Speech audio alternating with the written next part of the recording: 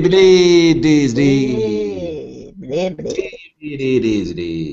Thursday, kids. Happy Yager, guys. Thursday. Yammer Yager. I didn't put any Yammer yogurt in my smoothie today. I was listening to last week's pod or the week before, whenever you came up with Yammer Yager. I was just cracking up. What is wrong with me? It's so funny, Yammer Yager. Yammer yogurt. No, why doesn't start his own yogurt company? You know, whenever I walk towards someone on the street and they're smiling or laughing, I always think that they're laughing at me for some reason. Me too. But now I'm that person because I listen to our podcast when I'm walking, and I'm definitely like smiling or laughing. I really need to start listening to this podcast. Dude, it's really funny. I really need to listen to it, and I really need to listen to my stand-up comedy. I never listen to it. That's like a big, deep confession. You have to. It's really bad. You have to. I think that's gonna like make the difference. I'm gonna start doing it when I move to New York. Yeah. You know what made me listen to our podcast? Friend of the pod, Matthew Broderick. He seems like such a smart person. Yes. And I'm like, if this guy listens to our podcast and enjoys it, maybe there is something about it. Like, That's I don't even how I feel about Eric Joy. It's interesting that someone has to convince you to listen to your own podcast. But that's just it. I'm like, I don't really think that I'm that great, or I think you guys are great, but I'll give something on your tooth. But I don't think that I'm that great. And then, So what if I ate my baby's blueberry? You thief! What? She wasn't eating it. This cycle of theft from your child starts now. Ever since we made that pancakes meme, all she wants is pancakes. Panquake. Oh, really? Panquake. Has that gone viral yet? It's totally viral. It's totally viral. I don't understand. Every time What, Ben? Every time I show somebody that picture, I'm like, this is the funniest thing that's ever happened in the world. And people are like, what's a panquake? I don't spell it right. Guys, speaking of having stuff in your teeth, one of my coworkers is turning 30 on Sunday, and she's awesome. She's a lot of fun, but she's very depressed about turning 30. And so she's on this like diet, even though she doesn't need to be, but she's like, I want to be really skinny for my birthday. She comes in yesterday morning and she's like, I'm not eating at all today. I got to lose like 5 pounds before Sunday. I'm turning 30. I can't be fat at 30. And we're talking, and I was like, you definitely have black pepper in your teeth. That's a way bigger problem than being fat. No, but I was like, you definitely ate something. You don't get stuff in your teeth unless you eat. Like, you're a fucking liar. You're closet eating. Maybe she was just chewing pepper to get the flavor. Or Probably. to like numb her taste buds. That's a classic Liz Hall dieting trick. Back before I was 30, I used to give a shit about how much I weighed. So I think if you want to lose 5 pounds by Friday, the way to do it is water weight. I think you should just chop one of your hands off. Wear a sauna suit and go in a salt bath. Yeah, that works. Yeah. And then you immediately gain it all back the day after the party because you're invariably gonna get really drunk and then pizzas and Gatorade for you. Retain all the water. Well, the thing I've always done is if I need to lose weight by a certain date, I'll just buy clothes that'll fit me on that certain date if I lose weight, and then I'll gain weight so that they fit me extra tight, and I'll just go to the event anyway. Yeah, because the tighter clothes make you look smaller, and that's really all that matters. That's what I always thought until I've seen it on other people. And I'm like, what have I been doing for the past 32 years? I just request that people stand further away from me so that I look smaller. I'm like, excuse me, I'm going to need you to back up 30 yards because I need to lose 5 pounds. Thanks. You know what got me into tight clothes, and this is kind of sad? My oldest brother is 12 years older than me. So I wore his hand-me-downs, but I was like in elementary school wearing his junior high school clothes, and they fit me tight. You know what got me into dieting was that Oak always used to eat all the food. That's accurate. Although that's not accurate. I know, because sometimes you would leave the house and I would eat all the yogurt and cheese. Yes. Yeah. The what? And the raisins. Yogurt and cheese and raisins and the salami. The what? Cut me when you ate the salami. Yum or yogurt. Cheese. I didn't know. I didn't understand. I didn't understand you. What is that other word? I don't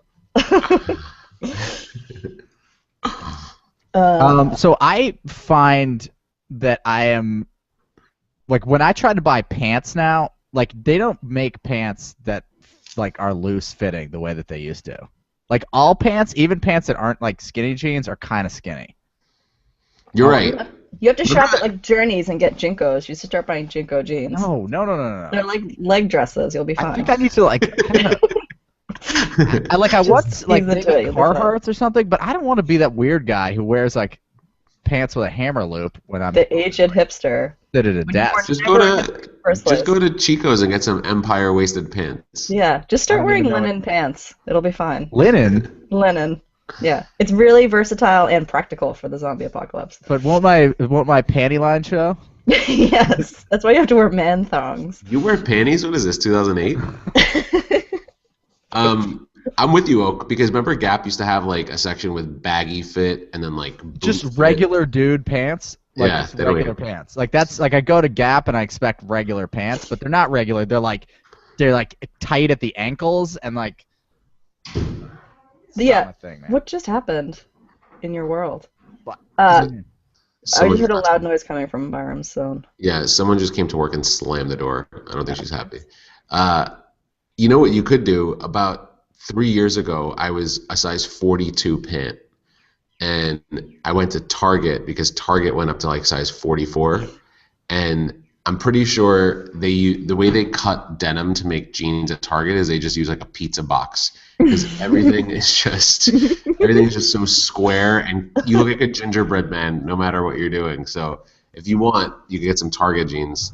What I really want is like a internet service that where I can buy the same pair of pants every 6 months forever. Like I just want like a subscription to like jeans in like slightly varying colors, and then maybe a pair every year that they just show up in the mail, and I can edit it if I gain some weight and want a little bigger waist size, but like mostly they're just the same, and I don't have to go to Gap and figure out like what the kids are wearing these days. Yeah. I want the same fucking jeans that I had in 1997. That's what this website's called www.lamedads.com, and there's all sorts of like that's a real thing. Dorky jokes. If I find out that that's like a Russian hack me site, I'm gonna be lame dads, and there's like fishing equipment for people who never go fishing.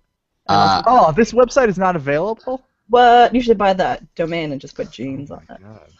Lame dads. I can't believe there's no lame dads website. Oak, they actually do have a service for that. It's I'll direct you to it. Go to lemonparty.org. No, don't go anywhere that Byram tells you to go. I'm not going to it. Liz, are you drinking a ragu? Did you make like a bolognese? It's a fruit smoothie. I'm really like honing my smoothie game. Today I did. It's a fruit smoothie. It's a fruit smoothie.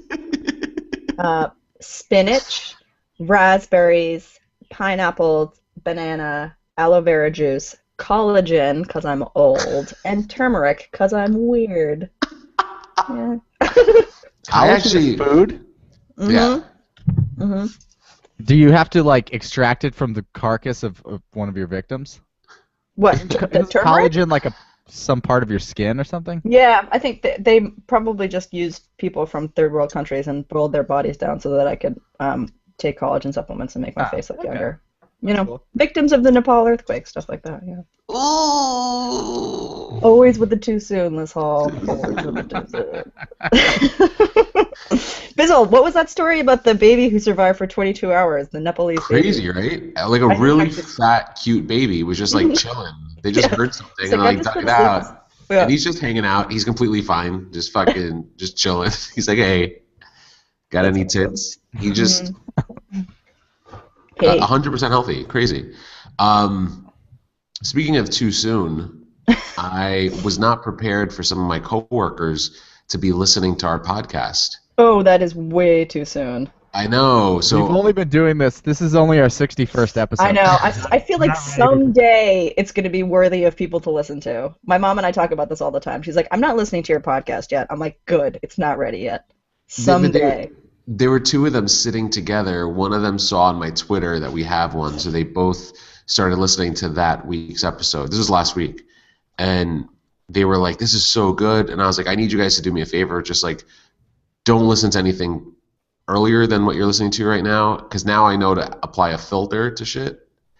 Because Yeah. we had about like 8 weeks where all I talked about was how I'm not good at my job. So I Right. kind of want to be more careful about it Yeah, these I days. think we really need to like regulate upon. But it was nice to get 2 new listeners. And speaking of this being our 61st, Maria Marasco did send a text message the other day congratulating us on our 60th, and she said she's so proud of us and excited for what's to come. So How does she know what number episode this is? I don't even know what number iTunes. episode this is. Maria Marasco. Jeez. Yeah, she's a dedicated listener. Top of that shit. iTunes. Yeah. You know who knows who knows every fucking detail about our podcast is Jennifer Savage. Who's like, Savage. last week's podcast was only 42 minutes. The one before was 48. You guys owe me 6 minutes. Oh, you'll get your 6 minutes, Savage, when I move into your house and hang my hammock bed. Did I tell you guys this, that I'm thinking about getting a hammock instead of a bed? That's brilliant. Are you gonna just make it, or are you gonna? No, they have hammocks that you can buy. Nice. They have indoor sleeping hammocks that you can buy and just affix to the walls. So we'll see how that goes. I'm sure I'll be like paralyzed within a couple months. Will you not like try to get into it and like comically like spin around and like? That's the point. And I'm gonna start wearing a GoPro all the time. It was like the beginning to Three's Company. Didn't Jack Tripper try getting onto a hammock? Oh, Yeah, that's gonna be all the time. Oh, signaling to people off camera, huh? I don't know why everyone's coming in early today, and people are like stopping by because the conference room I'm in is right by the entrance, and it's a glass room, so everyone sees me. I sit with the frosted part behind me, so no one can see all the craculitis that I'm flashing. Crack kills, bro. Okay, head of studios. When are you gonna get us a studio? Yeah. Sinbetnya mababitsi baba. Good distraction. Ooh!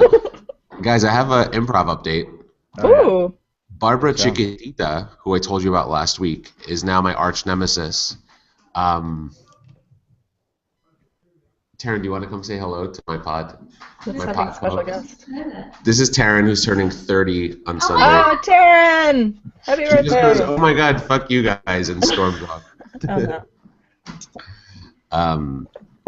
Barbara Chiquitita, who I got paired with during... I told you guys about Barbara Chiquitita last week. She was the one who, when they said, please come up with an alliterative, descriptive name for yourself. Right, she was like Bob Franklin or something. She goes, Barbara Chiquitita, and does it in a little shuffle.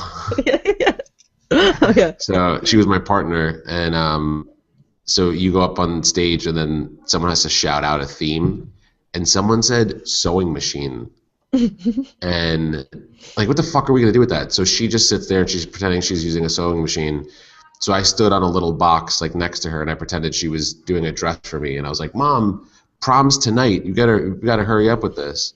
And she goes, I know, honey, but you got fat, so I gotta change the dress. Like, damn, Barbara Chiquitita.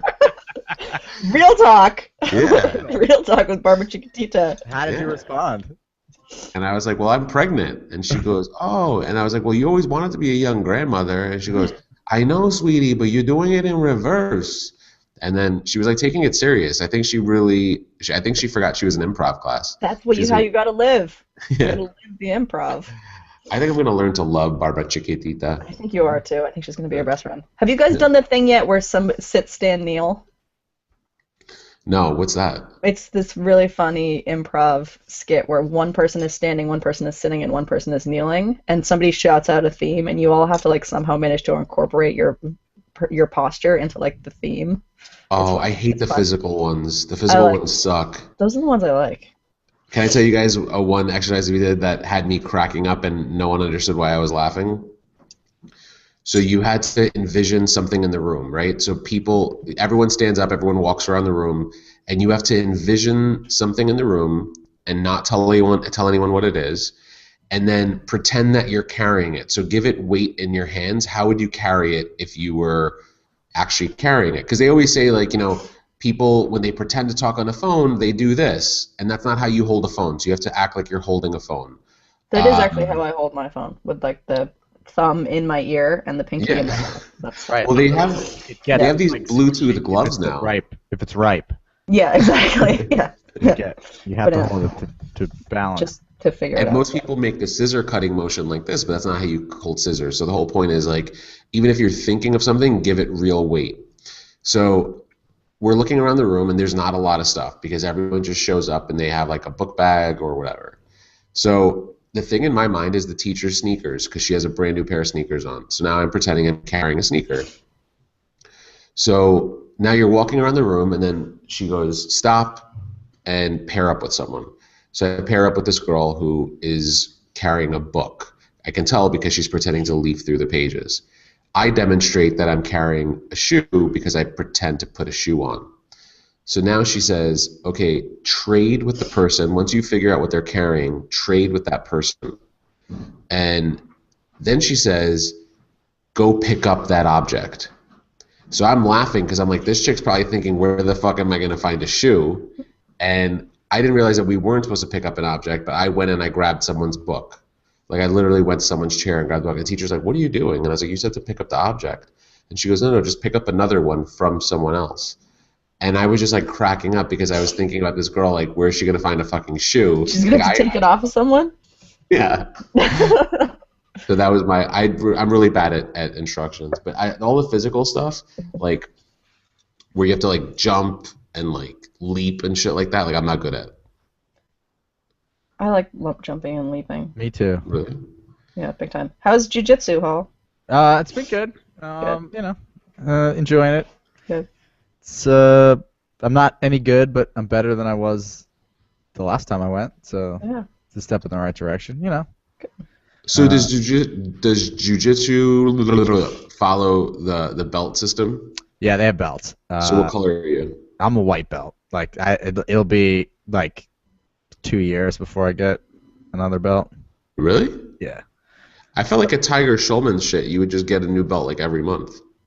I don't know. I mean, I just know how they do it at the. I think the place I go to is like pretty standard for how the belts go. There's like stripes that you get, and you get one every 6 months or so, and then you get like blue belts like 2.5 years, and then after that another 2.5 years you get a purple belt, and then a brown belt, I think, and then a black belt. You should just buy. You should buy like a purple belt in the black market and just show up to class with it and get fucked up. Yeah, totally. Just like, totally I'm ready. Bring it on. Yeah, that would be pretty terrible. That would not be a good thing to do. It's like with my Invisalign where I don't wear it for a while, but then I don't want the dentist to know I haven't been wearing it, so then I force on the latest aligner even though it doesn't fit. I show up, it's like clinging to my teeth, like about to pop off. Like, That's like the only time you floss during the year is like right before you go to the dentist. Right. Yeah. Speaking of flossing, like you still have that thing on your tooth. I do, really? Yeah. It's like left front. It's definitely a chunk of blueberry. I think you're good. No, it's still there. Come back. Come back. No, you got it. You got it this time. Yeah. For the listeners, the iTunes listeners at home, Oak has a giant chunk of something stuck on his right front tooth. Not anymore. I got it. You got it. You See, totally got it. This is the value of this podcast. Mm-hmm. We can point out things that are stuck in your teeth. Only your fucking best friends tell you. Right, only your best friends tell you. Listener, you may have something stuck in your teeth. Jen Savage is freaking out right now about having something stuck in her tooth. Nobody else will tell you. They She's will about just to mock you swish behind your back. with Sprite and Skittles to try and like make sure that do not juggle Sprite. Yeah. I was thinking of you guys over the weekend because I had steak on Friday, and over here on the right side of my smile, when I got Invisalign, they filed a space between my teeth to make more room. So that is like prime meat catching spot, right? God. And so I didn't floss Friday. I brushed my teeth and I went to bed. And Saturday I'm in the car and I could feel something in there, and I was trying to like pull it out with my fingernail, and I couldn't. And I was in the car and I was just so frustrated. Once you know something's there, you just need to get it out. Yeah. All I did was push on my gums like this, and it came out the other side. I am not fucking shitting you. That is my favorite thing to do. Really? I love pushing out stuff between my teeth. That is so gross. Flossing is like probably my first favorite thing to do, and then pushing stuff out of the space in between my teeth is like my. It was so rewarding. It was like satisfying. popping. It was like popping a big pimple. Like just it's so satisfying. Yeah. I feel like if they remade the movie Amelie, except like super gross, and sad that would be a thing. That would be a thing that happened. Right. But they would spell it like omelet. It would be like Right. Amelie, and it would just be like very eggy. And it would be starring Yammer Yager. And Yeah. first for Yeah, Spurt. Yeah, there's something really satisfying. I don't know what I'm going to do if they ever fill up all the spaces in between my teeth, because then I'll have nothing to be stressed out about. Wait, why would they do that? Not like, just like the fact that my crowns are too short, and so they need, that's why stuff keeps getting stuck in them, because I got my crowns done by Dr. Nick. Hey, everybody! Hey, everybody, I got these teenage crowns for you. They're free. Can you please do that on I stage? plucked next time them you do off the victim of the Nepalese earthquake. Dr. Nick. I've Can tried you that please- joke, man. Nobody laughs. Nobody laughs at me. it? Can you please do that? Do your whole set the next Hi, time you do I'm Dr. Nick. hey guys. Hey, hello, frozen body. It's my favorite one. I don't even know who He's Dr. in Nick New is, York. but I kind of want to make out with him. He's from The Simpsons. Oh, Is I thought it- I thought it was your actual doctor. I thought you had like a fucking. I mean, it Polish is, doctor. clearly. Lovely. No, Dr. Nick. Guys, I'm a guest on another podcast on What? this weekend. Adultery. Yeah, I know. I mean, it's really just about spreading all the pod love. Spreading the pod love. So one of my picks of the week is a podcast called Real Men's Team with comedians Ray Bryant, Matt Miller, and Tyler Morrow. Excellent. Really Where fun. can we find said podcast? Will you It's tweet on it out? SoundCloud. Well, let's also cross promote it on our social stuff. Yeah, absolutely. Yeah. Let's give them a hookup. I'm tweeting a Dr. Nick video at you. Oh, please. Tomorrow. Perfect. Yeah. Yeah, guys. Hello, everybody. I like you. Yeah, it sounds like your Albanian voice. Dr. Nick sounds like when you slip into Albanian. Nice slip into Albanian. Yeah. I'm excited Flip into about... Albanian. Ah. Oh, I see what Zip you a did there. fire. My brother. I'm not allowed... Am I allowed to do shut the fuck ups? Hell yeah. I had a little bit of a shut the fuck up moment this morning. You ever see anybody who like is like friends with the people that work at like a coffee shop, or like, you know, I was at Dunkin' Donuts this morning, and Dunkin' Donuts is like the fucking fastest of the fast food. You just go in there, get your coffee, leave. Like, you don't necessarily need to like befriend the people that work there. And there was this woman in front of me in line, like talking to the woman at the register, being like, "Oh, it was my birthday the other day, and nobody at work said happy birthday to me, and my husband and my son." And she was like showing her fucking pictures of her birthday. And I'm like, shut the fuck up. Get out of here. This is a fucking fast food restaurant.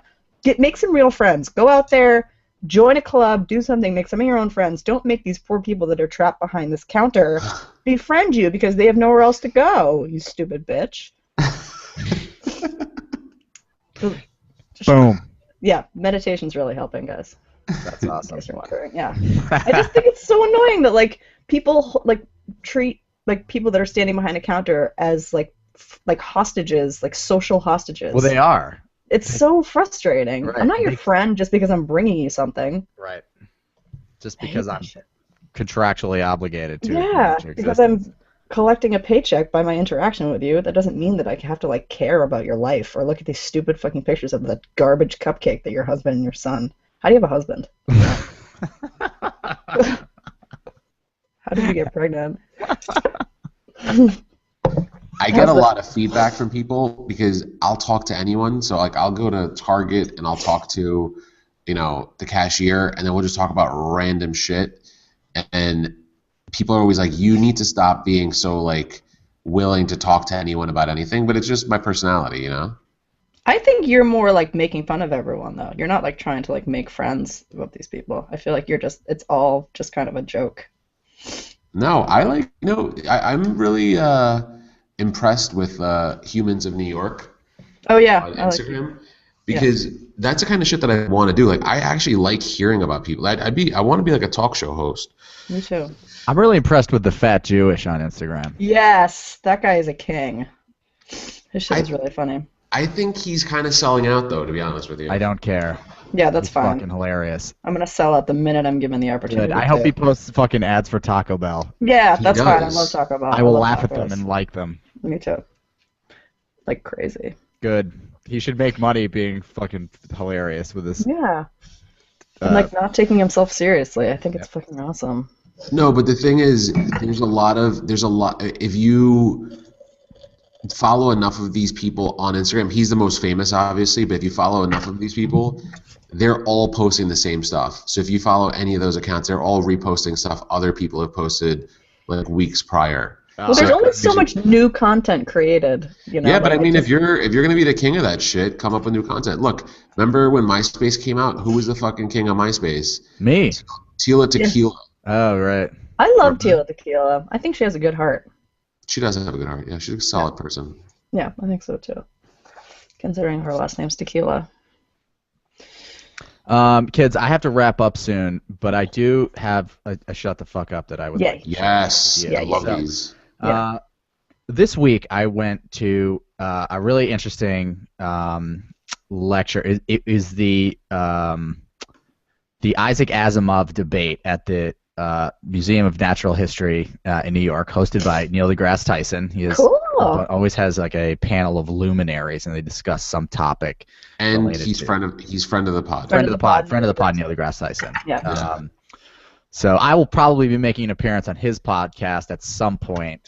He hasn't responded to my tweets, but he will, and I'll be on there. Yeah, of course. At which point I'll discuss astrophysics. But anyway, so this panel of luminaries is discussing water and water in the universe, like water in relation to life, and water on Earth, and like the implications of like the fresh water and drought and the future, and how we're gonna desalinate water and make water available for everyone. And they're talking about all this stuff and all the science, and there's some talk about how does climate change affect the availability of fresh water and all this other stuff, and it's a thoughtful discussion, aimed at like identifying the problem and coming up with solutions, and it's really interesting. And then they open up after the discussion, they open up the floor to questions, and one of the first questions is a guy who comes up, and he wants to bring up the notion of climate change, but he doesn't want to talk about solutions. What he wants to talk about is why people that don't believe in climate change are such idiots and criminals.